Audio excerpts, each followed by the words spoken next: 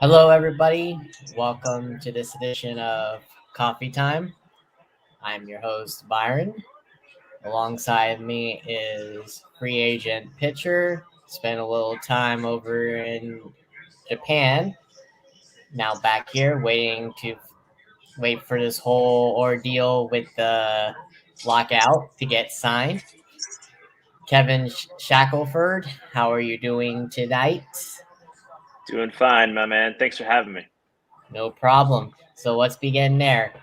What have you been up to, and what have you been trying to do before the lockout ends? Because I know it's a rough period right now for you players. Yeah, I mean, nothing really changes for me. It's basically just get ready, and that's everyone's just doing that. So as of now, I don't think lockout's not affecting me. Besides other than talking to teams, but just get ready. Try to get as ready as I can for this upcoming season. So what is your regimen? I know players have their regimen to get ready for the season. What is yours? Yeah, I mean, I'm at the gym 5 times a week, throwing I don't know, either 4 to 6 times a week. About to get off the mountain here soon. Luckily enough, the gym that I work out at, which is Cressy Sports Performance down here in Florida, has all the capabilities: a field, mounds, turf field, a baseball field, all that readily accessible right next to the gym. So it's been great to have all that available. Now, is it a lot more different in the off season for you pitchers than it is compared to regular players, like position players? I For mean, yeah, I would say there's definitely a difference. Obviously, I've never had to go through the off season as a position player, but we're not in the cages taking hacks. But I would say they probably have a lot more to do, whether it's working on their swing, getting the gym, their conditioning, but also taking BP and throwing. So I would say the position players have it way harder, I would think, than us. It's just throw, condition, gym. so, what is your repertoire? What do you throw? So throw four seam, sinker, cutter, and slider. You have a dominating pitch. Yeah, I would say slider. Historically, my slider's been pretty good, and I think when I was it was one of the better pitches. I think my slider basically got me to the big leagues, I would say. So going through high school to college, would you say the slider was your go-to pitch then? Oh Be- man, so high school and college, I was a catcher. Oh, really? So Wow, yeah, so I caught nice. from 10 years old to basically junior year till junior year of college. I switched in the fall of my junior year to pitching. I threw 17 innings in college, none which were very good, but I could throw hard, so I got drafted in the 21st round. And yeah, and then I learned on the fly. So everything was complete, learn on the fly, a lot of failure, and yeah, just kind of go with the ebb and flows of pitching. So since you were spent a little time over there in Japan League, how different is it? Because you also were here, you first started over here. What's difference between the two, or is there none at all? No, there's a big difference. Baseball is definitely a difference. It's not as fast as the big league, meaning like guys don't cover as much range as the big leagues. There's not as many dangerous hitters as in the big leagues. Like in Japan, you have you know a couple guys that might be able to really do damage, and the rest are like a lot of slap contact hitters. Where in the States, it's like 1 through 9 can take you deep. In Japan, you don't have to really worry about that. Sometimes you can just throw it right down the middle and see how far they can hit it, and they'll pop it out center. Um, and I would say, I mean, the players' talent level is I mean, it's there's nowhere better than the big leagues. Japan's got some great players, phenomenal players that could easily play in the big leagues, but it's just the talent pool is so much larger in America than in Japan. But Now, what made you want to go over there? Was because nobody was itching to sign you over here? What made you want to go over to, or was it the competition that made you want to go over there? No, I wanted to go over there because I figured I was gonna have to sign a minor league deal over here, and I could make more money over there. And I wanted the experience. I loved the cultural aspect of Japan, experiencing that culture, seeing a new place. Me and my wife are up for adventures and stuff like that. So we're like, let's go to Japan. And I kind of was just, I had I just knew it would be an easier road, and it'd be a good first year back. Go to Japan, you know, have fun, make a little money, have a new experience, and experience the culture. It just seemed like the right thing to do. So when you see back to the lockout, when do you see that being over? You guys can actually go to talking to teams again and actually go into the facilities. When do you see that being done and over with? Man, I have no idea. I think that's anyone's guess. I'm not in those talks. I'm not really familiar, honestly, what's going on. So yeah, I couldn't tell you. But No I do know the owners and the players both want to make money, so they'll get problem. the talks done sometime. Yeah, it's just a matter of when. Yeah, you're right. Just a matter of when. Yeah. So, like you said, the Brewers selected you in the 21st round of the 2010 draft. But unfortunately, you didn't make it to the Brewers, unfortunately. But you did play in their Arizona League and all that. Take us through that experience. Did they say anything to you that one day maybe you might go up higher than the Arizona Fall League or Arizona League? Well, I mean, that was the hope is obviously when they the Arizona Fall League, which I'm sure you probably know, is they say it's like the graduating league before the major leagues, and Yeah. so I think anyone they put there, they hope that makes it to the big leagues. But my 2014, so the year after the Fall League, so 2013 was a Fall League, got put on the 40-man roster, and then my 2014 year, I was trying to play through some injuries, and that's my basically my fourth year ever pitching, and I'm trying to throw through things that I really had no idea how to handle, how to manage, and so I kind of had a crappy year. They DFA'd me, but I mean they had hopes that I was going to be someone, and I don't think the GM told me it wasn't because they don't like me. It's just I was an odd man out. It wasn't that they didn't think that I wouldn't be a big leaguer at some point. It was just I think they knew that they could DFA me, and since I wasn't a prospect per se, and I Mhm. was a high draft pick or like low or high, however you want to say it, in the 21st round, that they could most probably with high probability DFA me and still keep me, but open up a roster spot. So I think that was the logic behind that, which they were right. So Do you think though, because you lived it, I haven't, because I wanted to, but I was just never good enough. Do you think how to succeed in the game is to like going up, either high school, college, or pro, like you were? Does it take talent, or does it take who you know to get where you want to be?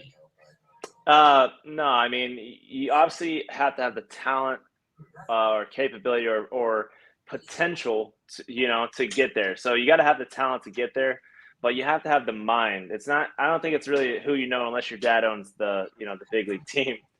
But you have to have the mindset that you can play with anyone, you're gonna make it, and you have to have the mental fortitude to deal with adversity because a lot of things come your way. Whether you get released, you get hurt, your girlfriend breaks up with you mid-season, deaths and family. There's so many ups and downs, ebb and flows of going through, 100, what 42 games, 102, 162 games, right? That Mm. so much happens that you have to have a good mindset to keep you on the right path. But you also have to understand that you always have to get a little bit better and learn from all your mistakes. And so I really think it's the mental aspect that separates people. And you obviously have to have the talent to get there. But I think the best thing about baseball is that you don't have to be the most athletic or gifted person to play baseball. Look at someone like Kevin Youkilis, who had an amazing career. They always said he wasn't the most gifted or talented person. So, and especially to be a pitcher. I mean, I'm not knocking on pitchers. I am one, but there's some pitchers that aren't very athletic, but they can throw and they're smart. So, I think that's what. How'd you handle it though, in the mindset of you? Like, how'd you handle it? Like you just said, you had to have the strong, but how'd you handle it when you first got cut by the Brewers? Yeah, I mean, well, I learned through Twitter, so that was kind of bitter. Like you guys, DFA'd me on Twitter. That's how I found out on that. Ooh. Yeah, but I understood it. I understood, like, hey, one, if you're playing pro ball, any professional sports, as soon as you realize that it's a business, the better off you'll be, because then you won't take things personal, because you're like, and you try to take a step back and look at it like, okay, hey, they needed a guy for a roster spot. I was a guy that they could release or take off the roster and still keep. I'm like, hey, I understood it. Like, so it was what it was, and I wasn't going to change anything by worrying about it or getting mad about it. So, So it was what it was. I'm not going to go through what, because you already went through it basically about your 2014-13 when you went up to the Arizona Fall League. But after the 14 season, the Reds end up trading for you, along with Barrett Austin. Yeah. On August 31st. What do you remember about that trade? Because you guys got traded for Jonathan Broxton. That's a big name to be traded for. I mean, what was going on through your mind when you got traded for basically an all-star pitcher? That honestly had to go through like, oh yeah, they really do want me. How'd that feel? Yeah, no, it's funny. When that trade happened, it was Broxton traded to the Brewers for players to be named later, and I'm sitting on the couch in Double-A, and I'm sitting there looking at a few dudes, and I was like, well, like someone got traded or whatever. Actually, we were talking about it, and then I told my buddy, I said, David, go for it. I was like, yeah, it's probably you. He's like, it's definitely someone on this couch. It turned out to be me, and then Barrett and the lower levels. But I was excited because it's just kind of a new change of scenery, and I was just excited that hey, okay, they kind of want me. But I think more so, if I'm really stepping back and looking at it, the Reds didn't want to pay, John Broxton's salary, right? Like they didn't want to pay that 13 mil, and they're like, all right, we'll get two guys who are sinker ball guys that have potential. So, and that's what they got.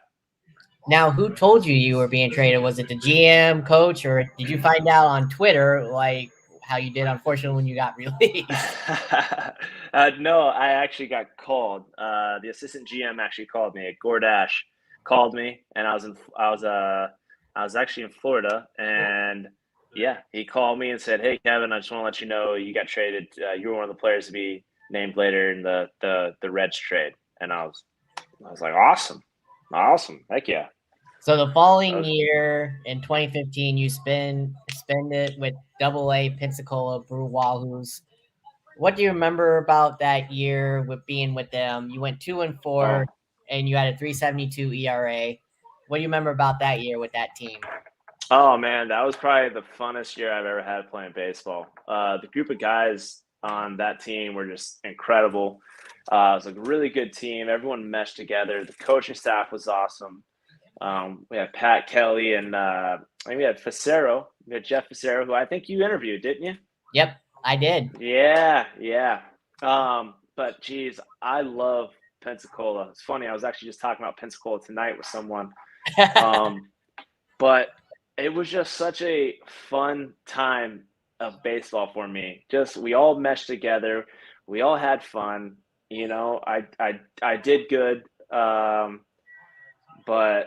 they're actually going to send me to the fall league that year too. I know the farm director was saying, "Hey, we want to send you to fall league." I'm like, "Hey, I can't. I got to have surgery because I had my nerve. I had to have my nerve transposed, which means flipped over my or I don't know how you say it, but basically like another form of Tommy epicondyle.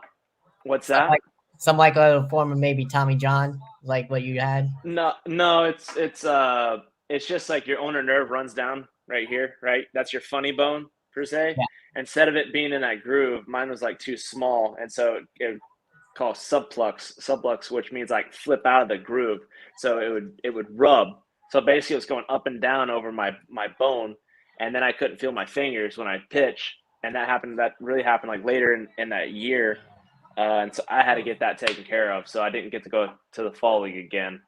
Um, but Pensacola's got a great place in my little place in my heart. I love that town. Yeah, it was a great year. And speaking of Mr. Persauer, since you just said that, do you have you at all talked to him since then? Since you had your experience with him? Oh, Jeff. Yeah. Yeah, we'll see. Jeff was my coach from 15, 16, and 17. So he was my coach in AAA as well. And I actually reached out to him like probably right before I signed with Japan. I was trying to figure out some places to go. Mm. But yeah, I talked to him for a little bit, a year and a half ago or something like that. Yeah, if you talk to him again, tell him I said hi. He'll remember me. Yeah, yeah, for sure. I will. I So will. so in 2016, then you, like you said, you make the transition between Pensacola and the Louisville Bats, the AAA team. You went 2-2, 203 ERA in 35 games between them. What about that year? What do you remember about that year? What was that 2016? You said? Yeah. Oh man, I started the year off on the DL with a torn groin, like torn adductor. So that was kind of a downer. But I just remember hitting the ground running. I think I did pretty good in AAA. Mm. Became the closer. But I think that year I felt really snubbed at the end of the year because I felt like I at least deserved a look to get called up, and they didn't. And I Mm. know Delano DeShields and Facero, they were all fighting for me, saying, "Hey, call the guy up, call the guy up," and it never happened. So that was pretty heartbreaking. Going back home, the last game, knowing you're not going up, but hey, like, you probably deserved it. But looking back, that was probably one of the, I don't know, the best things for me, because then the next year I doubled down because I was all pissed off, and I was like, all right, well, I'm gonna make them call me up. I'm not gonna like leave it to chance. I'm gonna make them call me up. But that was a good year. I mean, any year you're playing baseball is fun, but it's definitely a little bit different because there's a lot more, uh, I guess you'd say turnover with guys in AAA that come in and out, in and out. AA was more like kind of, hey, these are your boys. But we had a lot of the same team, and it was fun. But it seems like it's kind of almost like some people get a little more stressed out when they're get higher up because they know more money's on the line. A chance to get called back to the big leagues is a line. So we would call that we get more salty guys, salty vets in AAA. So the following year, even though you did get released, you elected free agency that year, but you signed a minor league deal in 2017 with the Reds again, and they promote you to the major leagues for the first time on June 27th of that year, and you make your debut against the team that gave up on you. What was that experience like? I mean, it was kind of funny. You know, I wasn't the best debut ever. I think I gave up 4 or 5. I don't know how many runs I gave up. Four, You could yeah, probably four say runs. Yeah, 4 runs. four runs, and all in the first inning, which was like, oh. But it was cool. I mean, it was kind of like, I don't know. I mean, it was ironic. I think it's a good word to say. Um, but kind of, I wish I did better, but I think I gave up the first batter. I gave up a home run, but I will say, in my defense, we're walking downtown before the game. My dad looks at this flagpole that's just straight, just going like that, and the winds were howling, and he's like, "Oh shit!" It's like, "I hope you don't pitch today." I'm like, "Dude, why would you say that? You know I'm going to pitch today." I mean, because I knew the starter at the time was having some troubles, and I knew that I'd be first one up because first day rookie, whatever, right? Or Mhm. and sure as shit, if hey, I'm in the third or whatever, or whenever it was. And first batter, I think it was like Jonathan Villar or whatever. I throw a slider, and he's out front, kind of hits it, kind of soft. Like I'm like, okay, it wasn't crushed. And then I'm like, all right, cool, pop up. And I turn around, I see Scott Shedler, the right fielder, just kind of like jogging and jogging, and he's looking and he's jogging, and he's looking, he's jogging. I'm like, what? And then next thing you know, he jumps, and then ball right off the almost like off the tip of his glove, just right over the fence. And I'm like, you've got to be kidding me. I'm like, it's a pop up. It's a pop up 99% of the time. Any other day, if the wind's not blowing 20 miles per hour straight to right field, but they call it what do they call it? They call it Great American Small Park for a reason. Well, yeah. Unfortunately, that I was just about to say that, but he beat me to it. He gives up the most home runs. That's Oh yeah, it's. I mean, it's a true hitter's ballpark. yeah. So I gave up I think I got 2 home runs the first inning, but then I retired after I settled in. I retired the next 7 in a row, which was like at least like, hey, okay, he'll be fine. He'll be fine. So, did you have your debut? Like, did you know you were going to actually debut that day? Did they tell you that, No, or no, no. I'm just glad they didn't debut me on the day I flew into Cincinnati, because it was a 3 o'clock wake up out of Norfolk, Virginia, catch a flight, fly in there. Didn't even get the chance to nap, and I couldn't sleep the night before because you're all excited. right? Yeah, and then I was just worn out that day. But then it was a couple days. I think it was my 3rd day in Cincinnati that I pitched. But no, they didn't tell you. It's just, hey, here you go. Did you have goosebumps there? Because I know, like you said, your family was there. So, did you have goosebumps that day, your debut?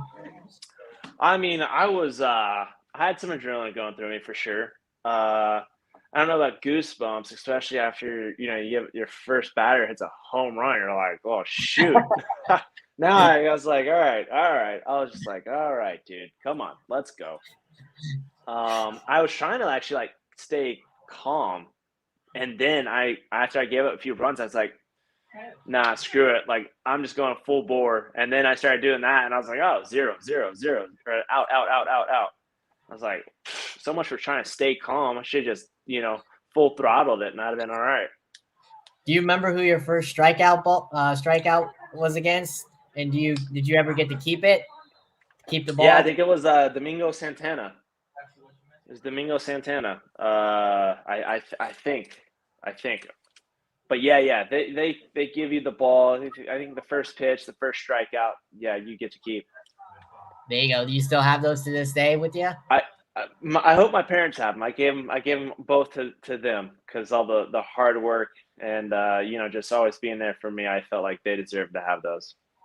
There you go. So in your Yeah. time, I know it was a short time, unfortunately, Mm-hmm. but what out of the hitters you faced, who would you have wanted to face? I know you got to face a few select, but who would you have wanted to face before your time ended so far in the majors?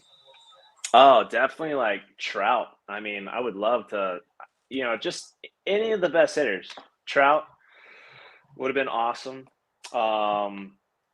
Someone like, Miguel Cabrera would have been awesome. I don't know. Just facing the whole Yankees team would be cool. Just at Yankee Stadium would have been awesome. Mm-hmm. But I don't know. For me, it's always like, why not go against the best, right? So whoever's really crushing it that year, like that's who I'd want to go, because that's where you see what you're made of and how your stuff plays. So Do you think your rookie year was a success? yeah, I mean, I would. I'd say if you look at my first half, the numbers weren't that good. But if you look at if you just cut the season, right? If you look at my like later in August, September, October, the numbers are completely different. But I basically started to shake. I started shaking because wasn't being the game wasn't being called the way that I pitch. And so when I talked to some older guys and all that, and I started shaking off, even though, hey, you got a guy that's been there, but he doesn't know you, the catcher. it's not, if they're not calling your game and you're trying to do things that you've never done, you haven't done in the last, ever, then you're not going to have success. So I had to go back to, hey, what got me there? And let's stick with that and see if that works. If that doesn't work, then we change it. But it proved that it worked, because I think in September I had like a 1-8 and 13, 15, 8, whatever it was, however many innings. So I went from mop up man to, hey, 7, 8, and even got a chance to for a save situation. But I'd also say it was a success because I was in the rotation. Brian Price like, hey, or not in the rotation, but on the team the following year. He says, hey, as long as you don't absolutely, shit the bed in spring training, you're in my pen. He's like, I want you there. And then it was just so happens 2 days before we're leaving Cincinnati, my arm blows up. So let's say this. I know you bullpen guys love to play tricks on each other. I know you were only there a rookie. You were only in the majors your rookie year so far. Do you have any funny moments your rookie year that you can share that you remember that they pulled on you? Oh man, no one really pulled anything on me, to be honest with you. But I had pulled some stuff on other people. Like I had this fake spider, and I had a fishing string, and I used to like Wandy Peralta. I remember I got him good. Just walked through the locker room, and I'm pulling it, and then he's screaming. I mean, no, no one really was that big of a jokester on the team that I saw. Only I you. remember. What's that? Only you were, huh? Yeah, I like to have fun. We dressed up in Teletubby costumes for like rookie initiation in Chicago, and we had to walk like down what is it called, the Miracle Mile or whatever it's called, where all the shops are on Fifth. Is that Fifth Ave or something? I forget. I think it's Fifth Ave. Yeah, I've heard Fifth that. Ave. Yeah. Yeah.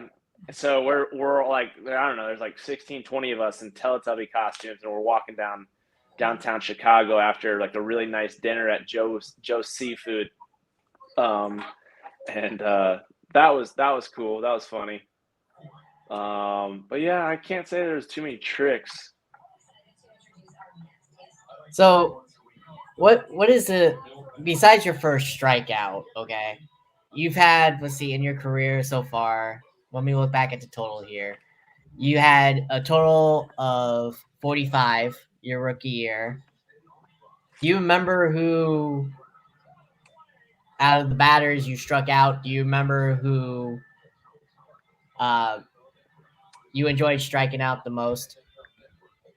Oh man. If you can remember. Yeah. I don't know who I enjoyed striking out the most. But I remember like probably one of the coolest things that, and it wasn't in actual season, it was in spring training, but it was when I faced Ichiro in 2018, who I struck out. He tipped it. I think if I threw another pitch, he probably flipped it for a base hit. But I thought that was really cool, just because I have Ichiro rookie card and bobblehead in my room from a kid, and now I'm facing him. I thought that was awesome. I think one of a cool strikeout. I forget his name. Man, he was the shortstop for the Pirates in 17. I'm terrible with names. I'm like the worst athlete for The only one sports I can names. think of is Kevin Newman. That's the only No, guy.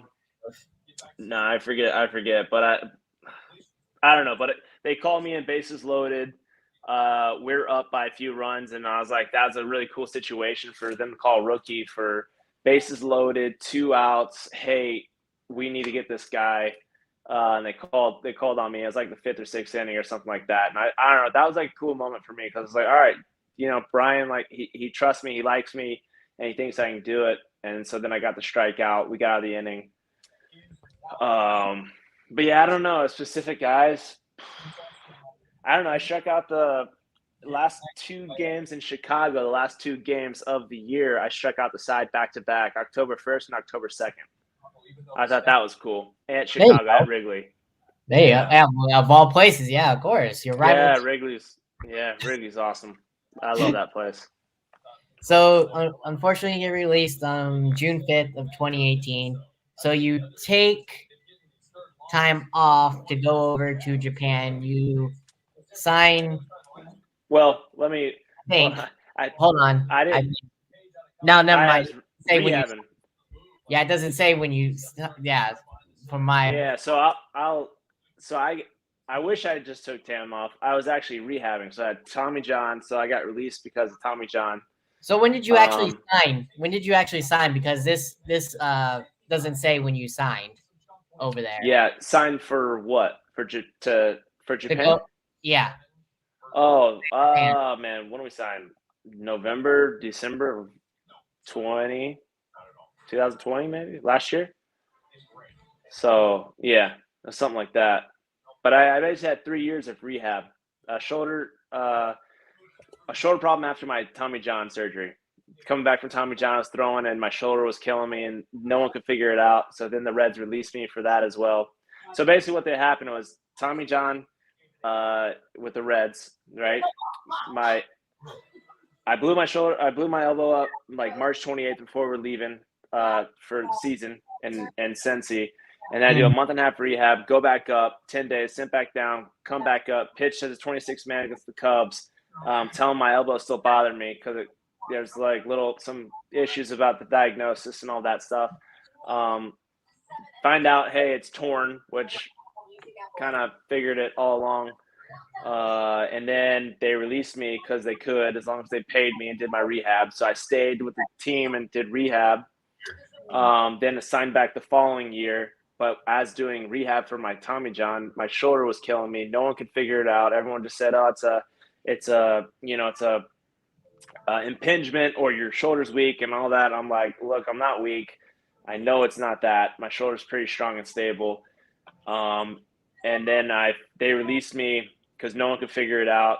They paid for rehab, but then I finally got with a doctor in Dallas, Texas, who figured it out. Dr. Greg Pearl, phenomenal vascular surgeon. He figured out that it was a pinched nerve and artery in the back of my shoulder, and so we got that figured out in November of 2019, and then spent all 2020 rehabbing that as well.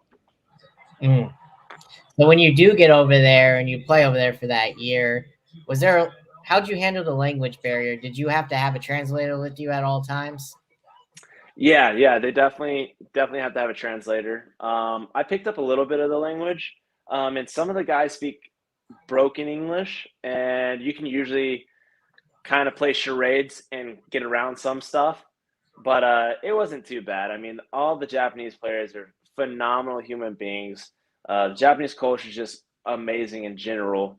The people over there are phenomenal. But the translator's next to you, and I would just say something. If I really need to communicate, and have like specifics, I would translate through my translator, or they would tell him and tell me. So it's not a great way to communicate, especially if you're someone like me who likes to talk to people and wants to really get my message across so it doesn't get, blurred or messed up. Uh, Not the best way to do it, but it was adequate. And, we didn't really have any problems doing it. Yeah, unfortunately, I wish you could answer this, but you obviously couldn't because you were there last year when no fans could be in attendance. I'm sure that had to hurt because I've heard nothing but how good the fans are over there, and not having them there, I mean, had to hurt you guys a little bit. It had to Yeah. feel like So, yeah, at times there was no fans, which made it pretty dull. At times at certain places there were fans, like in Osaka at the Hanshin Tigers. They were out of a prefecture that was shut down by COVID, so they could have full capacity. And when that was at full capacity, it's awesome. Everyone's chanting, cheering. It's never quiet. And everyone's got like every batter's got their own song, and they're hitting these little plastic things making noise, singing. And when it's like mm, that, it's one of the coolest things ever. And I saw it once. We got to see it a few times in Tokyo Dome, which was cool. We I'd say like half the times, 10,000 fans were allowed to be there.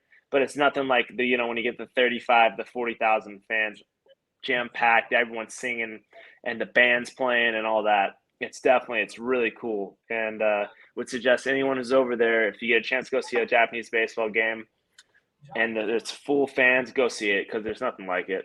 It's like European soccer, kind of. Everyone's cheering and yelling and stuff. It's great. Now, unfortunately, if you don't get signed by anybody here for the following season, what are your plans? Do you plan on going back to Japan? Do you plan on retiring? What do you want to do if, say, you don't get signed by a team this year? Yeah, I mean, I don't know. I don't know. We'll see. We'll see whatever life brings me. And if I don't get signed by anyone, then so be it. Then we'll just have to see, wait and see. But I feel certain that if I can still throw some mid 90s with sink and have a wipeout slider, someone's bound to pick me up. I think they always need some sort of help in the bullpen, Oh yeah, and all the I teams think do. yeah, and I think when I'm on, I'm good. So it's just a matter of staying healthy and being consistent. So let's talk a little bit about the game of baseball in the state that it is today. Do you like how it's changed, where it's gone all analytics, walk, strikeout, home run? For you as a pitcher, do you like that? I mean, honestly, as a pitcher, if you're just looking at the game of baseball, right, you still have to pitch and the hitter still's got to hit, right? Yeah, I think personally, analytics have its place in baseball. I don't think it's the end all be all. I think there's too much. So it's too much of the shiny new thing right now. Analytics definitely has its place, but if you talk to someone like, let's say, Jeff Facero, right? Jeff Facero could tell you how to pitch people and what their weakness was, or what this guy as a pitcher, what his strengths are, right? You don't need a computer to tell you, hey, Josh, or Hader's full fastball is a swing and a miss, high spin rate, and he can blow up by people. You don't need a computer to tell you that, right? You don't need to tell you that Jacob DeGrom is really freaking good. You didn't need to tell you that Luis Castillo's changeup is really good, right? Now all it does is it puts numbers on paper that says, hey, but until, which I think they're getting better at, until you can tell someone, hey, this is your changeup, and if you grip it like this or you can make it spin like that, then it'll be better. Which now they're starting to do and be able to actually put it to work as far as using the analytics into baseball. But at the same time, it's nothing that the old timers didn't know already by looking at a hitter or looking at their pitches and saying, okay, your slider, all right, you throw from the third base side, and your slider would be best if it's down and away to a righty. Okay, I don't need a computer to tell me that. Or, hey, you throw a sinker. It's going to be really hard for a right-hander to throw or to hit your sinker if it's down and in, right? Or, oh, you got a rise fastball. Like, let's throw that top of the zone. So there's a time and place. I think analytics have their place, but it's just like, it's always about moderation in my mind. And it's nothing that the old timers didn't already know. They just didn't have an algorithm to tell you guys. But at this, I would say, from when I was in pro ball here, coming up, I saw a lack of the young kids, which it could change because I don't know. So I don't want to speak for all the young guys coming up, but I saw them. They had a lack of knowledge of how to sequence and how to pair pitches off each other, and how to. All right, this hitter's, his hands are high, his hands are low. He's back in the box. He's close to the plate. Like, there's things like that if you ask any old timer, they probably know. And then I feel like some of these young kids are just like, well, if I spin it really hard and I throw it high and then I throw a curveball off that, well, then it should have success. But sometimes stats lie, because you can have some guy. I was actually talking with someone. There's a big leaguer. I won't name his name, but on paper, his cutter is not good. But in the game, it's one of the top 10 cutters in the game as far as actual in-game analysis. So it's stats have a place, but how much? If you're only relying on numbers, you're not just using your visual, what you see, real life data, how batters react and all that, then it's like, what are you really doing? Yeah, but from your standpoint though, I got my own. I see where pitchers just go away. A lot of them. I'm not saying all of them go away with it, but the majority of them only go off analytics of what the hitter is good at, basically like a scouting report, which I understand, which is a part of that analytics. But I miss the days of where like it could change when a batter is up at the plate and say the count is different. Say if what depending on what the count is, you don't need analytics to. In those days, you didn't need analytics to know what pitch to throw. You get what I'm trying to say? I miss those days. It feels like this day those pitchers today only look at it as analytics on Yeah, what. I'm with you. I'm with you. And like, yeah, the manager pulls someone like Blake Snell in like what the sixth, seventh inning when he's dealing Yeah, or something like yeah. that. Oh, Marlette, can you turn that back on? Sorry, thank you. You're okay. Uh, but yeah, you don't need analytics for common sense, Yeah. right? And stats do lie. Sometimes they lie. Stats aren't the end all be all. Um, but I'm with you, man. I'm with you. Bring back. There's the human aspect of the game, right? And sometimes we make mistakes as human, or if a batter just goes up there and just doesn't swing, and you throw three bastard sliders that typically 78% of the time he'll swing at or whatever, and he just doesn't do anything. Well, you have to adapt. So I think data should be used as a tool, right? To say, okay, typically here, but it's not the end all be all. But you have to have that in game analysis of what is he doing and what's the game telling you and how many runs is on the board and what's the win like. Are they hot? Is this team hot? Is this guy hot? What's he done the previous couple of ABs? What has our pitcher done in the last 5 innings? If I come in as a reliever, has he established the inside? Has he not? Is he getting raked? So there's so many variables that you have to just have in-game analysis while you're on the mound, pitch to pitch, because it can all just be thrown in the trash at any given moment if the guy just decides to, hey, I don't know, I'm not going to swing, or hey, you know what, I'm just going to sit on one pitch, or it just there's so many variables that it's just tough for you to just completely rely on something you saw on paper you know before the game. Now, you as a pitcher, do you like this idea? The minor leagues went with robotic umps. Well, robotic ump at behind the home plate. If MLB implemented that, how do you think that'll affect the game? And do you honestly like that? I mean, I don't, but do you I like that? hate I hate the idea. I hate the idea. Keep the human element of baseball in the game, right? Like we as fans, we want to see bad calls. We want to see we want to see the manager get thrown out. That's exciting. Like that's cool. Bring back old baseball where you got Billy Martin yelling at the umpire for 4.5 minutes, cussing him out, saying everything under the sun. Like I think that was, hey, like that was old baseball with the human element. Like they're gonna make mistakes, but then that makes it more exciting because then the next day you can talk with your friends about how terrible that ump was or whatever. Like who a robot umpire? Like I don't know. Just like leave the game alone. And it's like they want to change the game, they want to make speed it up and all that. I just don't think they're taking into consideration that kids and people today have so many more distractions and things available at their fingertips, right? Like this cell phone. You can have 10,000 games at your fingertips, right? You have Xbox, PlayStation, you have football, basketball, you can bet on every sport in the world. You can do so much more. There's so many more distractions than there was 20, 30 years ago. 10, let's say 15, 20, 30 years ago, right? It's Yeah. like so they think it's the game that's not bringing people to the seats, when I think it's just so many more things that kids are attracted to, or their attention is somewhere else. And I don't think that's necessarily the game's fault. Like unless we're just doing home run derby in after the 7th inning or something like that, which, whatever. But like, I don't know, leave the game alone.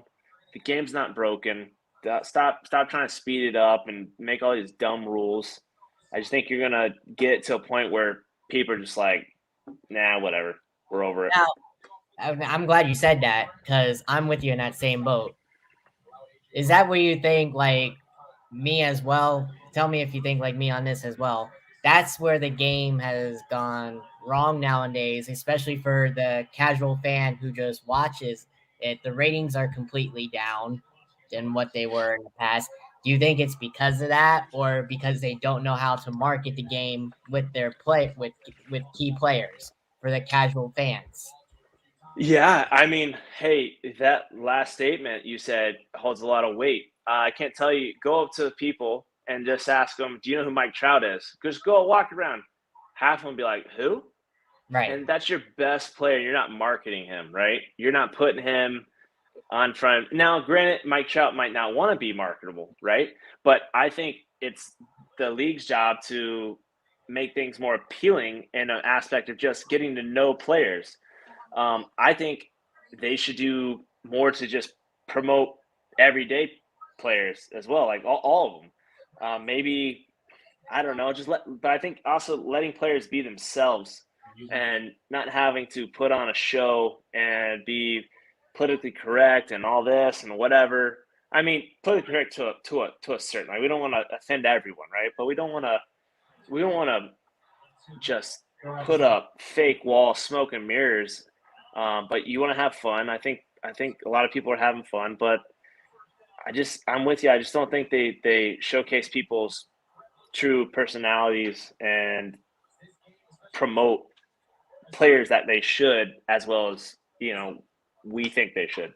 Now, part of that, do you think it's also because of scheduling as well? Because for for like we're on the East Coast, no, Yeah, West Coast, which is Eastern time. Well, I'm on the west side of Florida, but whatever. You get what I mean. We're on the other yeah. coast. We're on the East Coast and there's the West Coast. Yeah, and those games don't start until 10, and Yeah. it's hard for like to stay up and watch the late games. Do you think that Oh, for also sure. has part? Do you think that's also part of the problem too? Yeah, I mean, definitely That think they, it's part of the problem. And I think we play too many games. Honestly, there's too many games, and it's just kind of like, oh, another baseball game. Like, why do but we is need to play 162 Yeah, games? but isn't that what the players want though? Because that's how they get paid, right? Isn't Not that what they want? I don't know, not the smart ones. I don't know. I don't want to play 162 games. Just pay the same and cut the games down to 142.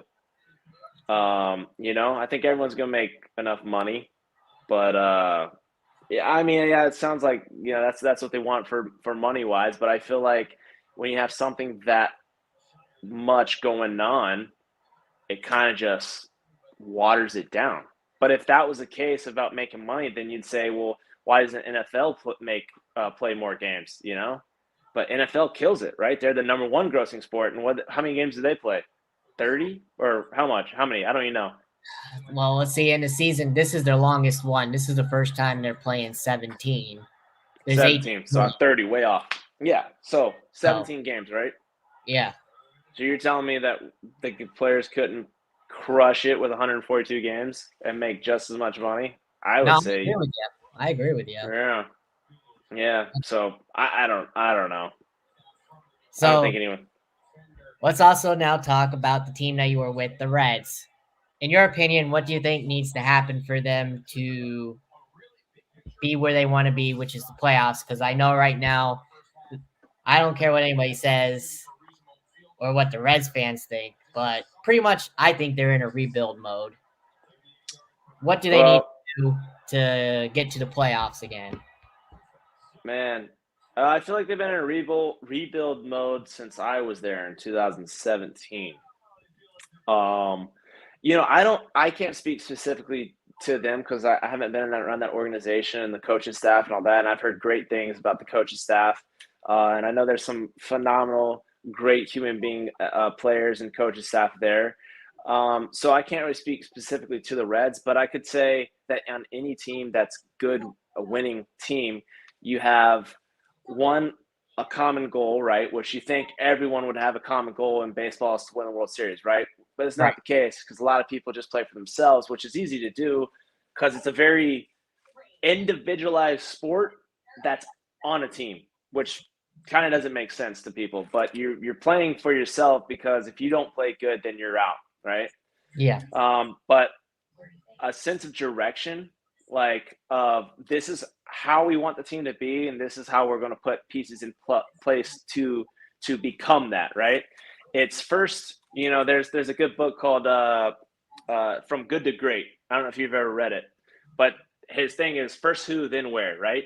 So first you get your players, right? The players you want to build your team around, and they can't just be good, talented players. They have to be good people that are leaders that people can look up to and respect, right? If you don't have those core guys to kind of shepherd the rest, then it doesn't matter how many great players you're going to have around or that you get or buy, trade, whatever. If you don't have someone who's like a true leader leading you in the right direction, you're not, chance of you being good aren't that great. But I truly feel if you don't have the big camaraderie as a team and everyone's in it together, everyone has each other's backs, then it's just a tough road to be a really successful winning team. And that's my opinion. First who, then where. You get the good guys who want to win that will push other people, right? Like if Jordan wasn't on the Bulls, would the Bulls be the Bulls? But Jordan was there, right? And then he had Pippen and he had Rodman, right?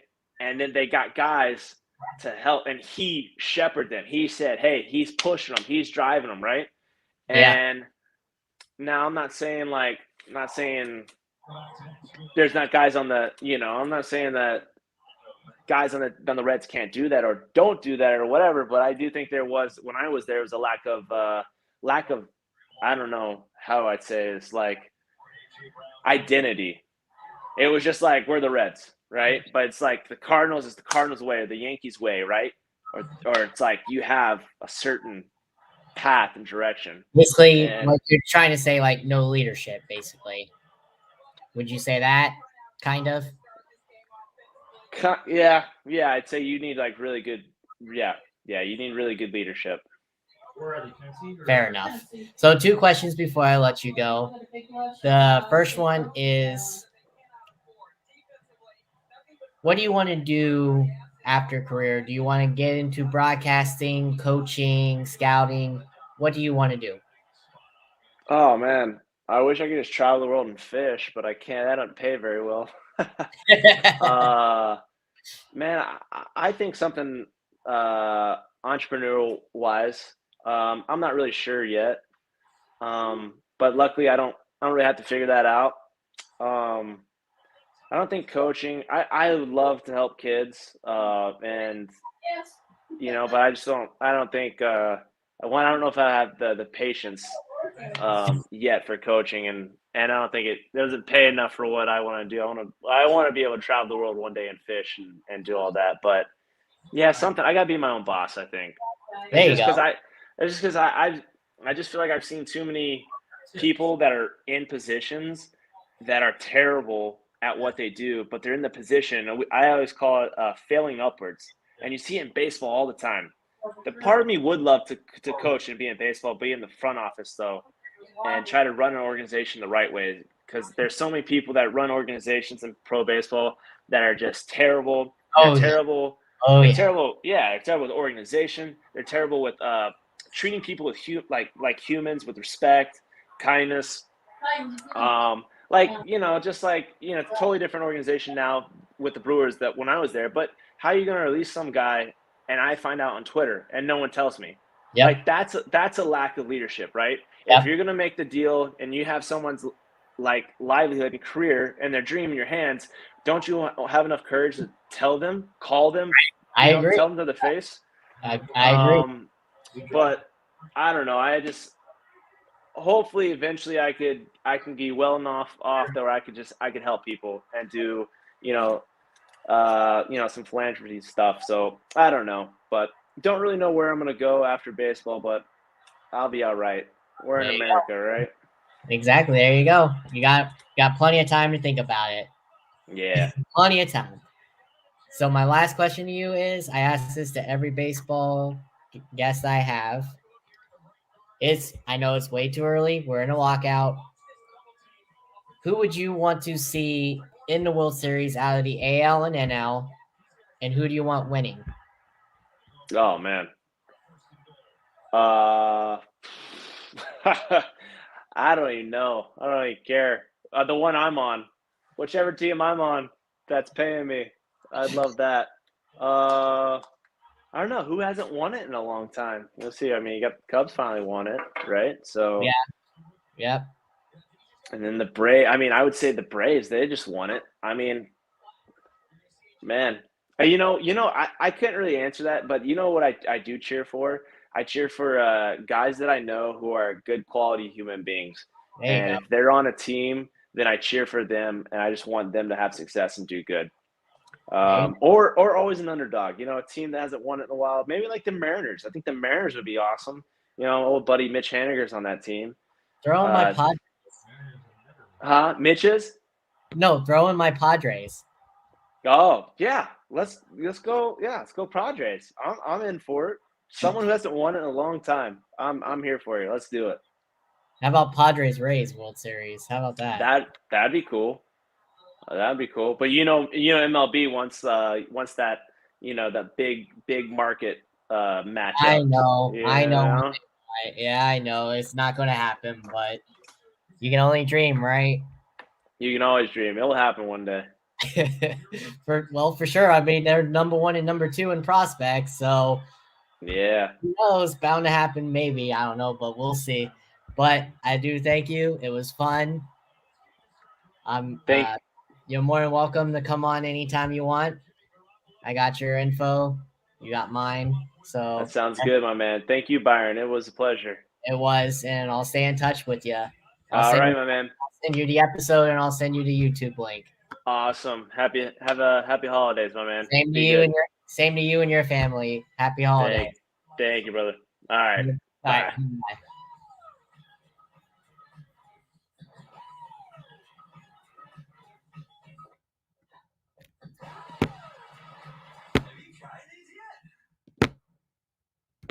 I'm sorry, ladies. This is my roommate, Emric.